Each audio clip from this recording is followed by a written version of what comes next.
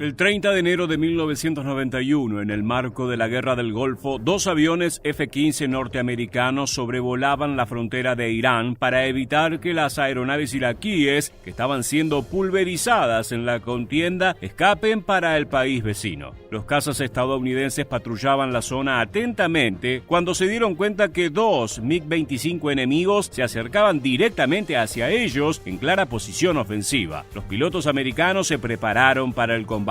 Los aviones iraquíes iban decididos, ya que tenían que cumplir con la operación Samura, ordenada por el mismísimo Saddam Hussein. El objetivo, derribar los F-15 que bloqueaban la ruta de escape. Al encontrarse, los 4 aviones se batieron en una tensa y agresiva dogfight, donde 2 de las naves más representativas de la Guerra Fría se vieron frente a frente, como pocas veces lo hicieron. El combate fue tan parejo que incluso hasta el día de hoy, el resultado del mismo es motivo de disputa entre naciones.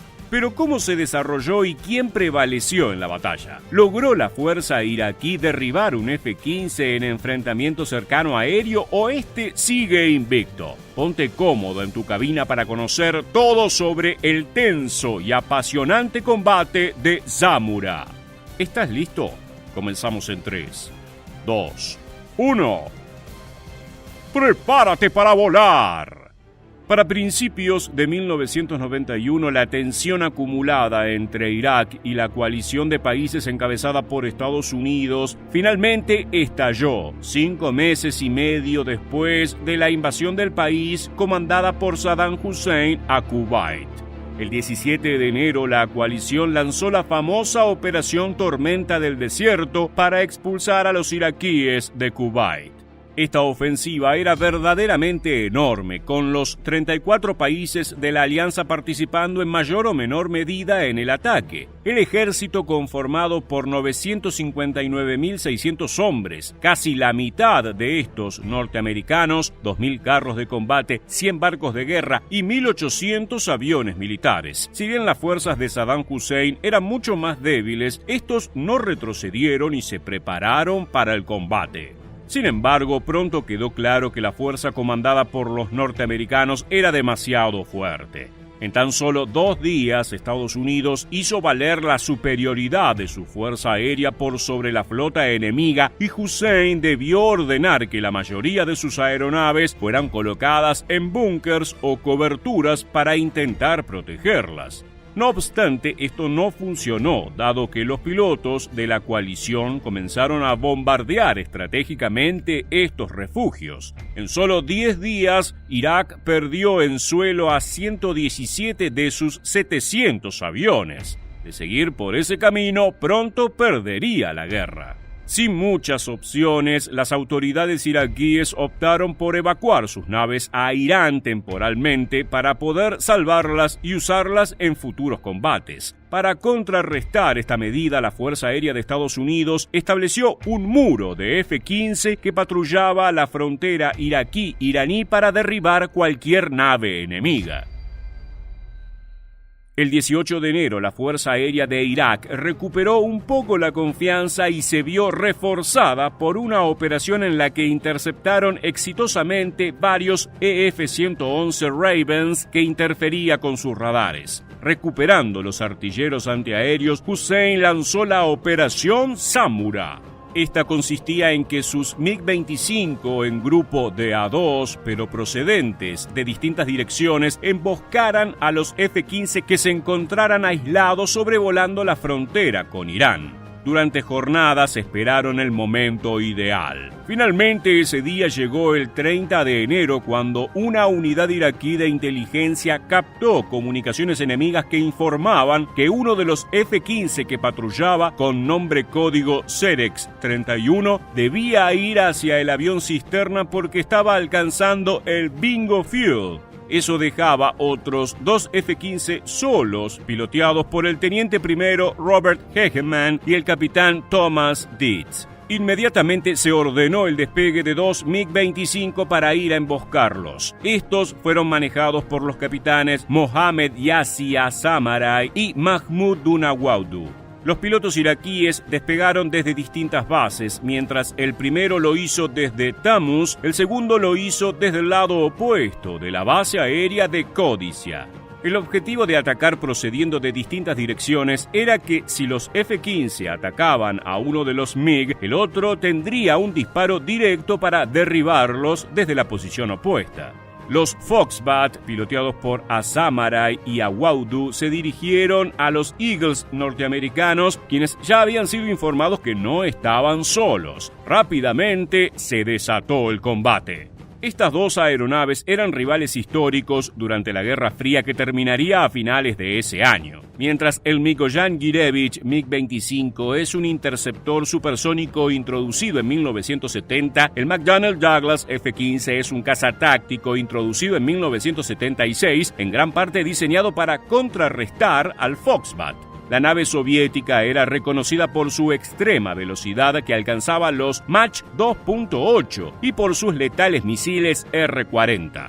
Por otro lado, los Eagles destacaban por su capacidad para los combates a corto rango aire-aire y estaban armados con sus tradicionales misiles AIM-7. La dogfight comenzó agresivamente. El piloto americano Hegeman disparó inmediatamente un misil hacia Azamaray. Este maniobró para esquivarlo mientras preparaba el lanzamiento de su propio R-40. Cuando logró hacer que el ataque de Hegeman falle, el piloto iraquí disparó. Su misil estalló contra el F-15, dañando seriamente el motor izquierdo de Hegeman, aunque este pudo seguir volando. Simultáneamente, Dietz se enredó en combate con Awaudu. El piloto americano disparó varios AIM-7 contra el Foxbat, pero estos fallaron. En respuesta, Awaudu logró fijar al F-15 en su radar. Ahora la defensiva Dietz se retiró desesperadamente al este. Por otro lado, Hegeman, que seguía en combate con Azamaray, se encontró en inferioridad numérica y con Awaudu apuntándole directo a él, listo para derribarlo. El R-40 se disparó, pero Hegeman logró bloquearlo con el uso de chaff y bengalas. Luego de unos minutos de tenso y violento enfrentamiento, los pilotos iraquíes en plena postcombustión se retiraron hacia el oeste. Si bien el Cerex 31 que regresaba del avión cisterna atacó junto a otro F-15 a los MiG-25 iraquíes, estos utilizaron la velocidad superior de sus naves para esquivar los misiles estadounidenses y regresar a salvo a su base de Tammuz. Finalmente, los aviones americanos que los siguieron también se retiraron, temiendo ser derribados por misiles de la defensa aérea enemiga. Muchas dudas e inconsistencias se han generado alrededor del resultado del combate, especialmente al F-15 piloteado por Hegeman. La Fuerza Aérea iraquí confirmó la baja de la nave poco después, cuando descubrieron restos de un Eagle cerca de la zona de enfrentamiento. Esta significaría la única vez en la historia que un F-15 fuera derribado en combate aire-aire. Sin embargo, el gobierno americano negó que una de sus aeronaves haya sido neutralizada o destruida en esa jornada. De cualquier forma, la Operación Samura fue la última ofensiva aérea de Irak durante la Guerra del Golfo, ya que pronto después la Fuerza Aérea de la coalición ganó la superioridad aérea, sellando el resultado de toda la contienda. Dietz y Hegeman fueron los pilotos de caza más exitosos del conflicto, con 3 bajas cada uno. Por su lado, Azamaray y Awaudu se convirtieron en los pilotos que más cerca estuvieron de derribar un Eagle en un combate aéreo cercano, si es que no lo lograron. 29 de junio de 1987, Mar Báltico. 2 pilotos de la Fuerza Aérea de los Estados Unidos llevan a cabo una misión altamente clasificada a bordo del avión más rápido de todos los tiempos, el Lockheed SR-71. Vuela a una altura cercana a los 25.000 metros mientras recopila imágenes claves de la flota del norte de la Armada Soviética en la península de Kola. Sin embargo, el teniente coronel Tom Beltry y su copiloto, el teniente coronel Dwayne Knoll, son testigos de cómo el motor derecho del Blackbird explota en el momento en que estaban girando hacia el sur. Cayendo a poco más de 12.000 metros en menos de un minuto, ponen rumbo hacia la isla de Gotland. Nivelados a solo 7.500 metros y a una velocidad de apenas 700 km por hora, la tripulación ve, a través de su ventana izquierda, 2 puntos acercándose desde el este. Pero, ¿quiénes estaban a punto de interceptarlos? Ponte cómodo en tu cabina para conocer la increíble historia de los pilotos extranjeros condecorados por los Estados Unidos por interceptar al avión más rápido de su flota en una misión que fue secreto de la Guerra Fría durante más de 30 años. Comenzamos en 3, 2, 1. ¡Prepárate para volar! En la última década de la Guerra Fría, el mar Báltico estaba considerado el patio de juegos de la Unión Soviética. En aquel entonces, los SR-71 Blackbirds, con base en las instalaciones de Mildenhall del Reino Unido, volaban misiones semanales sobre Letonia, Estonia, Lituania y Kaliningrado. 20 años atrás, el ambicioso proyecto para desarrollar al avión de reconocimiento había sido digno de una historia de ciencia ficción. Con un diseño asombrosamente futurista, la aeronave de casi 80 toneladas fue una de las primeras capaces de reducir su firma de radar y alcanzar la asombrosa velocidad de Mach 3 a 24.000 metros de altura. Podía inspeccionar más de 258.000 kilómetros cuadrados de superficie terrestre a un régimen de 180 kilómetros cuadrados por segundo. El 28 de julio de 1976 rompió el récord de velocidad máxima absoluta de 3.529,56 kilómetros por hora y el récord estadounidense de altitud absoluta de 25.929 metros. Varios aviones podían subir a esa altura durante subidas, pero no en un vuelo sostenido. Pero lo cierto es que desde mayo de 1985, la Unión Soviética tenía en el aire una respuesta adecuada a esta amenaza. Mikoyan había trabajado en un prototipo exteriormente similar al MiG-25, pero con una aerodinámica mucho más refinada y grandes diferencias estructurales. El resultado fue un avión único, el MiG-31. Con un motor capaz de generar 152 kilonewtons en postcombustión, le dio al nuevo caza una velocidad máxima superior a 3.000 kilómetros por hora. Estos motores también permitieron que el Foxhound alcanzara velocidades supersónicas en altitudes por debajo de los 1.500 metros y un régimen de ascenso de 288 metros por segundo. Además, estaba armado con el temible Vimpel R-33, un misil con un alcance de casi 400 kilómetros y una velocidad de Mach 3.5. Por eso, no es de extrañarse que cuando Beltry y Knoll vieron 2 puntos acercándose desde el este pensaran en problemas, pero pronto se dieron cuenta de que no eran los MiG-31 soviéticos. Para los mayores Roger Moller y Christer Hervari de la Fuerza Aérea Sueca, la jornada transcurría haciendo ejercicios ordinarios en tiempos de paz. A bordo de sus 2 JA-37 Viggen cumplían un recorrido de rutina sobre suelo soberano cuando la tensa voz del controlador aéreo le preguntó a Moller si podía hacer una interceptación e identificación de cierto interés. Sin nombrarlo, los pilotos inmediatamente pensaron en el SR-71. Aunque los estadounidenses no lo sabían, su patrón repetitivo y predecible de vuelos a través del Báltico era bien conocido por los suecos, quienes lo apodaron el Baltic Express, utilizándolo en varias oportunidades en ejercicios de entrenamiento. Pero, ¿qué condiciones se habían dado para posibilitar la interceptación? Claramente, la velocidad y altitud que llevaba el Blackbird no le brindaban 2 de sus mayores recursos. Un caza como el JA-37 Viggen, con un techo de vuelo no superior a los 18.000 metros y una velocidad máxima de 2.231 km por hora, no hubiese podido hacer frente a las capacidades del SR-71.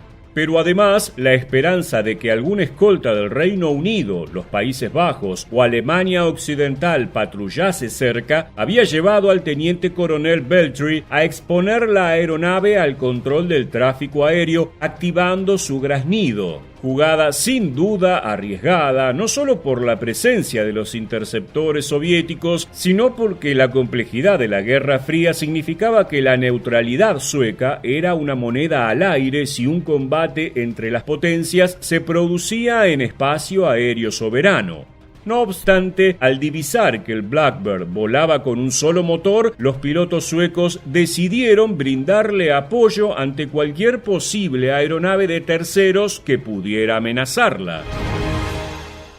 Durante estos primeros minutos, las versiones del hecho se vuelven contradictorias. Según Beltry, las cosas se pusieron difíciles. Un MiG-25 Foxbat ruso se acercó a los Viggens con la orden de obligarlos a aterrizar o derribarlos, de acuerdo a una comunicación rastreada por la Agencia de Seguridad Nacional, y que al menos 20 aviones soviéticos fueron lanzados mientras el Blackbird continuaba su ruta más allá de Lituania, Polonia y Alemania Oriental. Sin embargo, ninguno de los pilotos suecos vio aviones de la Unión Soviética. Como fuere, un segundo par de Viggens había sido comisionado para aliviar a los dos primeros que pronto se quedarían sin combustible. Piloteados por el coronel Lars Erik Blad y el teniente Bo Ignell, pudieron visualizar al grupo a unos 70 kilómetros al este de Bornholm en el espacio aéreo internacional, permitiendo la escolta segura del Blackbird hasta los relevos de F-15 en Dinamarca. La interceptación de los Viggens fue, según los registros, la única en la historia operativa del Blackbird. Sin embargo, el capitán Mikhail Miajki, oficial del sistema de armas de la plataforma Foxhound, asegura que el 31 de enero de 1986, a 20.000 metros de altitud, fue capaz de detectar a un SR-71 volando a 4.100 metros por encima, a una distancia de 120 kilómetros de los temibles Wimpel. Si el avión espía hubiera violado el espacio aéreo soviético, el lanzamiento de un misil vivo se habría llevado a cabo, afirmó. Después de la interceptación sueca, los Blackbirds comenzaron a volar sus misiones de reconocimiento desde fuera de las fronteras de la Unión Soviética. Todo lo anterior hizo peligrar al SR-71 en sus misiones. Apenas 3 años después, los líderes de la CIA presionaron para cancelar el programa. El 28 de noviembre de 2018, en Estocolmo, los 4 expilotos de la Fuerza Aérea Sueca recibieron por parte de Estados Unidos las condecoraciones por reconocer la situación de emergencia y decidir apoyar al Blackbird.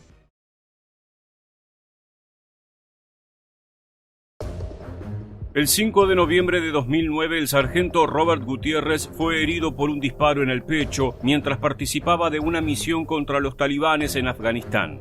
Gutiérrez era controlador de combate aéreo del Comando Conjunto Táctico y su tarea era dirigir a las aeronaves de asalto contra los objetivos terrestres. La compañía del sargento recibió un intenso fuego por parte de los guerrilleros, quienes los superaban en número. Sin embargo, Gutiérrez sabía que debía sobreponerse para salvar a su unidad y dirigió un ataque aéreo que definiría si los soldados aliados vivían o morían. A su vez, buena parte de la respuesta a esta situación límite dependía de los pilotos de los poderosos aviones A-10 Warhawk, quienes ejecutaron un ataque que parecía imposible. Tan complejo era el escenario que Gutiérrez ordenó a un piloto realizar un ataque con cañones a una distancia de 10 metros. El destino quedó en manos del tripulante del A-10 y de la capacidad de la aeronave para realizar esta proeza. Pero, ¿en qué consistió esta increíble maniobra realizada por el piloto de un A-10 para salvar a sus compañeros estadounidenses en Afganistán? ¿Logró Gutiérrez salvar a su compañía? Acomódate en tu cabina y quédate con nosotros, ya que durante los próximos minutos sobrevolaremos una de las operaciones más difíciles realizadas por las Fuerzas Especiales norteamericanas en Medio Oriente. ¿Estás listo? Comenzamos en 3, 2, 1. ¡Prepárate para volar! En el año 2009, un grupo comando conjunto estadounidense conformado por 10 efectivos realizó una incursión en la provincia de Herat, Afganistán, con el objetivo de capturar a un activo de alto nivel de la organización terrorista talibán. La operación se ejecutó en plena noche y, como suele suceder cuando reina la oscuridad, se convirtió en una pesadilla. Los soldados norteamericanos habían recibido inteligencia sobre su objetivo, sus capacidades de defensa y la posibilidad de encontrar resistencia. Sin embargo, nada los había preparado para lo que hallarían cuando arribaron al lugar. Una enorme fuerza de talibanes estaba guarecida en la zona y sorprendió a los soldados norteamericanos, quienes perdieron de forma inmediata el control sobre la situación. Acorralados, los estadounidenses se vieron superados en número y los hombres comenzaron a caer bajo la infernal lluvia de balas que arrojaban los rifles AK-47 y las terribles explosiones de morteros y granadas RPG. Entre los norteamericanos se hallaba el sargento Gutiérrez, el controlador aéreo que estaba a cargo de dirigir los ataques a tierra de las aeronaves de combate. En ese momento, 2 F-16 Fighting Falcon sobrevolaban el área, pero los guerrilleros talibanes avanzaban hacia los norteamericanos para prevenir cualquier bombardeo. Gutiérrez intentó contener la situación, pero su compañero, quien cubría al sargento mientras operaba su equipo, tuvo un problema con su rifle que se atascó. El controlador aéreo asistió a su colega mientras se acercaban los insurgentes y se enfrentaban en combate cuerpo a cuerpo o en tiroteos a metros de distancia. Gutiérrez fue herido por un disparo en el pecho y cayó a tierra. Cuando pudo tomar aire, se dirigió a su líder de pelotón. «Si lanzamos bombas aquí, nos matarán a todos. Lo que necesitamos son ataques con cañones de 30 milímetros», aseguró el sargento. El jefe de la escuadra había sido herido en la pierna y discutió la arriesgada propuesta con su subordinado mientras las balas silbaban sobre las cabezas de ambos y las explosiones azotaban la tierra alrededor. Finalmente, no hubo más opción que aceptar la peligrosa idea de Gutiérrez y el jefe dio luz verde para organizar el ataque. Ambos se desangraban y los enemigos no daban respiro. Gutiérrez tomó control de la situación, solo él podía comunicarse con las aeronaves de asalto. Más tarde recordaría: «Pensé en mi deber, lo que haría antes de desangrarme, y decidí que cambiaría el mundo en esos 3 minutos. Haría todo lo posible para sacar a mis muchachos a salvo antes de morir». Con sus últimas fuerzas, el sargento utilizó su equipo para pedir apoyo aéreo. Específicamente requirió la asistencia de aviones A-10 Thunderbolt II, también conocidos como Warhawk. Como un profesional en su trabajo, Gutiérrez conocía perfectamente las capacidades de los Warhawk, llamados así por su forma tan curiosa. Estas aeronaves son las preferidas tanto por los pilotos como por los soldados para brindar apoyo aéreo cercano gracias al poderoso cañón de 30 milímetros ubicado en el centro de la nariz del avión que brinda una gran precisión. Así, el sargento logró comunicarse con el capitán Ethan Sabin, quien pilotaba un A-10 cerca de la zona, y le pidió su intervención en la batalla, pero le advirtió que no utilizara explosivos, sino que disparara a los talibanes con la cañonera de 30 milímetros, ya que el enemigo estaba muy cerca. «¿Qué tan cerca?», preguntó el aviador. «A 10 metros», respondió Gutiérrez. Se hizo un profundo silencio de radio, ya que ambos sabían lo peligroso de la jugada. Para darnos una idea, podemos definir a la munición de 30 milímetros como la llaman los aviadores norteamericanos, las botellas de cerveza. Son tan grandes que el impacto de una de estas balas puede despedazar completamente a un humano y por este motivo jamás son utilizadas cerca de las tropas aliadas. Pero aquí no había otra alternativa. Gutiérrez confiaba en su instinto y decidió apostar su vida y la de sus colegas a la famosa capacidad de los pilotos norteamericanos. Por su parte, el capitán Sabin comprendió la situación en la que se hallaban sus compatriotas y supo que no había alternativa. Todo dependía de ambos. Gutiérrez indicó la zona que el avión debía ametrallar y Sabin obedeció. Se lanzó en picada contra el suelo y lanzó ráfagas de munición sobre los talibanes con una precisión milimétrica para evitar a los soldados norteamericanos. Las balas volaron tan cerca que a Gutiérrez le estalló el tímpano por el sonido que provocaron. En una asombrosa demostración de virtuosismo, el capitán del Warhawk limpió la zona y abrió un hueco para que los hombres en tierra se reorganizaran y pudieran escapar de allí con vida, por supuesto, siempre guiado desde el campo de batalla por el sargento herido en el pecho. Gutiérrez fue atendido por un médico quien debió inflar artificialmente uno de los pulmones del controlador aéreo para que éste pudiera seguir dirigiendo los ataques del capitán Sabin, que duraron 4 horas y permitieron que los norteamericanos escaparan del campo de batalla, aunque muy heridos. Gutiérrez perdió casi 4 litros de sangre y logró sobrevivir casi de milagro, gracias a la voluntad de salvar a sus compañeros. Su recuperación duró 19 meses y luego se desempeñó como instructor en una escuela de la Fuerza Aérea. Si bien fueron nominados para condecoraciones militares, no las recibieron. Poco les importa la política de Washington, D.C. a estos hombres que quedaron grabados en la memoria como héroes no por sus medallas, sino por sus inconfundibles actos donde más se lo necesita, en la primera línea de combate. Luego de conocer todos los detalles sobre el impactante y preciso apoyo aéreo de un A-10 para salvar a una guarnición en Afganistán, queremos conocer tu opinión. ¿Crees que estos actos de virtuosismo de los pilotos norteamericanos demuestran su superioridad en el aire? Déjanos tu respuesta en la bandeja de comentarios aquí debajo. Y no olvides suscribirte a nuestro canal para seguir conociendo todas las novedades de la aviación militar. Muchas gracias por acompañarnos hasta el final y permanece atento a nuestro próximo video.